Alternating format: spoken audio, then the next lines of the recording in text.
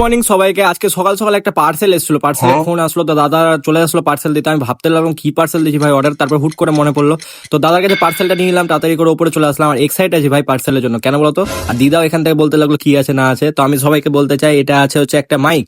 Mic বলতে যবে থেকে আমি ইউটিউব করা শুরু করেছি, বেশি দিন হয়নি আমার, জানি আমি অনেক কম দিন হয়েছে আমার, জানি আমি। তারপর এখান থেকে জিডি টেকের একটা মাইক অর্ডার দিয়েছিলাম। মাইকটার দাম কত নিতে পারে তোমরা জানো গাইস? বাপ রে বাপ, অনেক দাম নিয়ে নিয়েছে। এটার জন্য আমি বহু দিন থেকে অপেক্ষায় ছিলাম যে কখন আসবে কখন আসবে, কিন্তু এখানে একটা সমস্যা হয়ে গেল গাইস।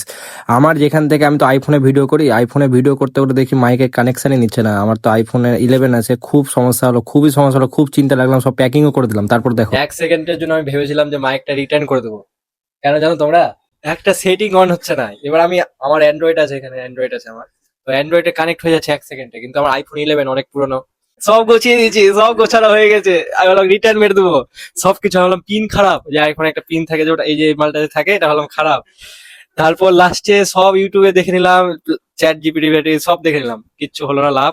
লাস্টে একটা ইংলিশ ওয়ালা, মানে বিদেশি লোক, ওই একটা ভিডিও দেখলাম, হুট করে আসলাম, মন মন উঠে গেছিল আসা।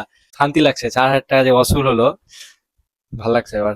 তো তোমরা যখন লিবা আইফোন 13 এর পর থেকে নিও, কেন যে 15 আর 11 খুব পুরানো হয়ে গেছে, 11 12 বাপরে। আর লাস্ট মান্থে হয়ে গেল এটাই, ঠাকুর করে ভিডিও আসতে থাকবে।